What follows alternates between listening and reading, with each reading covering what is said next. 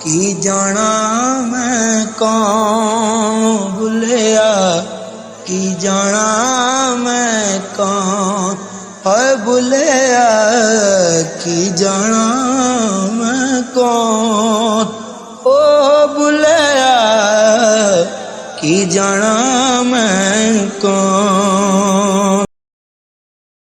تنویر زلفی کی کہانی ڈاکٹر بختاوری کی زبانی۔ آج کی کہانی ہے نیا سورج۔ موسلادھار بارش ہو رہی تھی، بادل رہ رہ کر گرج رہے تھے، بجلی کی چوکا چاند دل دہلا رہی تھی، لیکن بلا مجاہد بجلیوں سے کب ڈرتے ہیں، یہ تو کافروں کو ہی ڈرانے والی چیز ہے۔ اس طوفان بدتمیزی میں جو طوفانی بارش نے مچا رکھا تھا، ایک مینڈک کے ٹرانے کی آواز آئی اور پھر یک لخت کئی مینڈک ٹرا اٹھے، جس کے جواب میں پہلا مینڈک پھر ٹرایا اور سکوت چھا گیا۔ تھوڑی دیر بعد ایک جھاڑی کے قریب 8 مینڈک اکٹھے ہو چکے تھے۔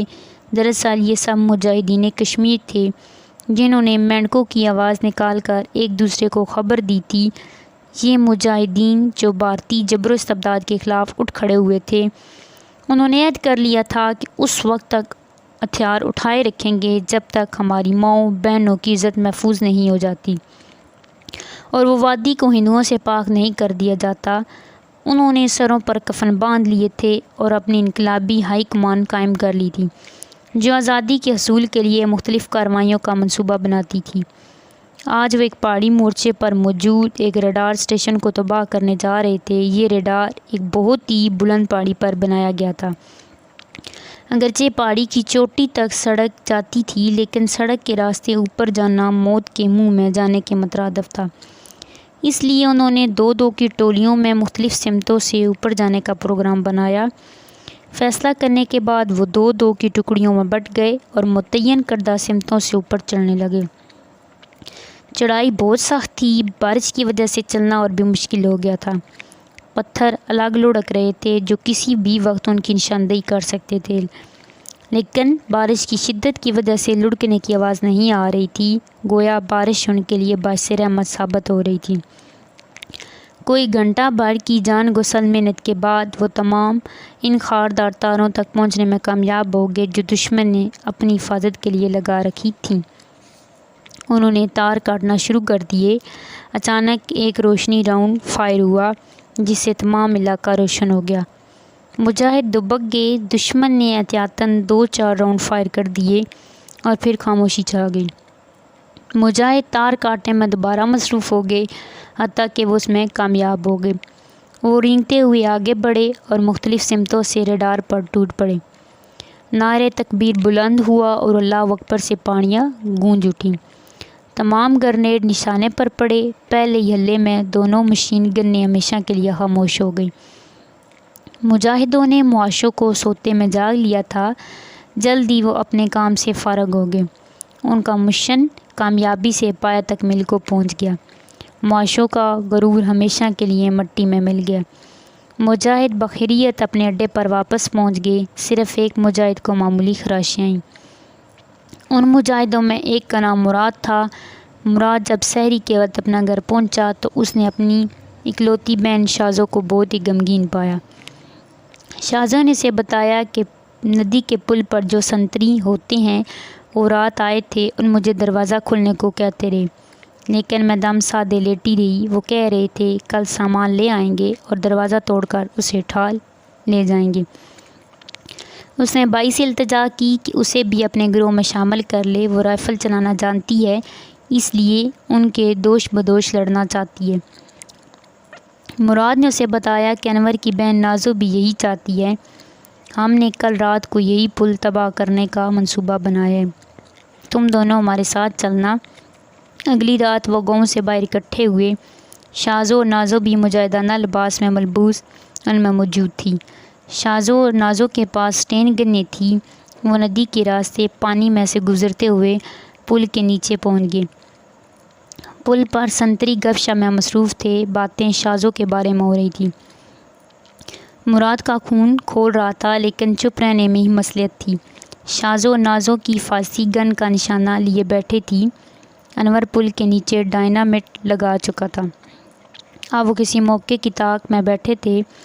اتنے میں دور سے کسی ٹرک کے آنے کی آواز آئی۔ ان کے کان کھڑے ہو گئے، ان کی باتیں کھل گئیں، ان کا شکار خود بخود ان کے قریب آ رہا تھا۔ جلد ہی ٹرک پل کے قریب پہنچ گیا۔ عین پل کے درمیان میں جانور نے بارود لگایا تھا۔ سنتریوں نے ٹرک کو روک لیا۔ مراد نے فوراً فلیتے کو آگ دکھائی اور دور بھاگ گئے، لیکن حفاظتی مشین گن جو پل پر نصب تھی نے انور کو بھاگتے دیکھ لیا۔ ایک برسٹ فائر ہوا جو انور کے سینے سے پار ہو گیا، لیکن گن کو فرصت نہ ملی جو دوسرا برسٹ فائر کرتی۔ شازوں اور نازوں کی گن نے حفاظتی گن پر آگ اگل رہی تھی۔ چند لمحے بعد زور کا دھماکہ ہوا، پل ٹرک سمیت ندی میں گر پڑا۔ دونوں نانجار سنتری بھی موت کے آغوش میں چلے گئے۔ مراد انور کو اٹھا کر جا چکا تھا۔ شازوں اور نازوں بھی اپنا کام ختم کرنے کے بعد ان سے جا ملی۔ انور شدید زخمی تھا، لیکن وہ باتیں کر رہا تھا۔ نازوں سے کہنے لگا، نازوں میرا خون رائے گا نہ جائی، مرتے دم تک جدوجہد جاری رکھنا، میرا کام تمہیں مکمل کرنا ہوگا۔ مراد تمہارا بھائی ہے، اسے انور ہی سمجھنا، میں تمہارا انتظار کروں گا۔ یہ کہہ کر اس نے جان دے دی۔ اس کا خون جو اس کا وطن تھی، اس کی ماں اس کے خون کو سینے سے لگا رہی تھی۔ پھر جلد ہی دھرتی ماں نے اسے اپنے اندر جذب کر لیا۔ وہ شہید تھا اور شہید ہمیشہ زندہ رہتے ہیں۔ تھوڑے عرصے کے بعد شازوں، نازوں اور مراد سری نگر منتقل ہو گئے اور اپنی انقلابی سرگرمیاں شروع کر دیں۔ ان کا پہلا شکار سری نگر کا فوجی ہیڈ کوارٹر تھا۔ ایک دن صبح ہی 3 دھماکے ہوئے۔ ایک بم گولہ بارود کے ذخیرے میں پھٹا، کورام مچ گیا، افراتفری پھیل گئی۔ ہیڈ کوارٹر پر مشین گن نے گولیاں برسا رہی تھیں۔ 100 معاشے زمین پر پڑے بھگوان کو پکار رہے تھے۔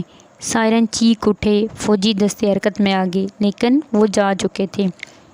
مراد کو کسی نے دیکھ لیا، پکڑا گیا۔ شازوں اور نازوں بچ کر نکل گئے۔ مراد پر فوجی عدالت میں مقدمہ چلا۔ جس دن مقدمے کا فیصلہ ہونا تھا، اس دن ہندوؤں کے لیے چھٹی کر دی گئی۔ مسلمانوں کو گھروں میں بند کر دیا گیا۔ کمرہ عدالت کھچا کھچ بھرا ہوا تھا، تل دھرنے کی جگہ نہ تھی۔ تمام فوجی افسران، کٹھ پتلی حکمران کے افسران کمرہ عدالت میں موجود تھے۔ یوں ہی عدالت کا سربراہ فیصلہ سنانے کے لیے اٹھا۔ کمرے میں بم کے 2 دھماکے ہوئے، کمرہ بگ سے اڑ گیا۔ کمرے میں موجود کوئی شخص زندہ نہ بچا، مراد بھی ان میں شامل تھا۔ اسے پھانسی تو ویسے بھی دی جانا تھی۔ کمرے کے باہر ہندوؤں کا جو جمع غفیر موجود تھا، اس پر مشین گن نے بے تحاشا فائرنگ کر رہی تھی۔ فوج مقابلے میں آ گئی۔ 2 بدو مقابلہ شروع ہوا، لیکن شازوں اور نازوں اپنا عظیم الشان کارنامہ مکمل کر چکی تھی۔ وہ وہاں سے کھسک گئیں۔ اس معرکہ میں 200 افراد ہلاک اور سینکڑوں زخمی ہوئے۔ نازوں بھی شدید زخمی ہو گئی۔ شہر کے باہر ایک ندی کے کنارے شازوں اس کے زخم دھو رہی تھی، تو نازوں کہنے لگی، یہ سورج دیکھ رہی ہو؟ روزانہ ہی دیکھتی ہوں۔ نہیں، یہ وہ سورج نہیں ہے، یہ نیا سورج ہے، آزادی کا سورج، حریت کا سورج۔ وہ دیکھو، توپوں کے گولے سری نگر کے نواح میں گر رہے ہیں۔ وہ مجاہد آن پہنچے جن کا میں انتظار تھا۔ نیا سورج طلوع ہو گیا، آزادی کی شعاعیں سری نگر کو جا رہی ہیں۔ سری نگر جل رہا ہے، معاشے جل رہے ہیں۔ وہ اب کبھی زندہ نہ ہو سکیں گے، کبھی بھی نہیں۔ کشمیر ہمارا ہے، ہمارا ہے۔ یہ کہہ کر نازوں نے شازوں کی باہوں میں جان افری کے سپرد کر دی۔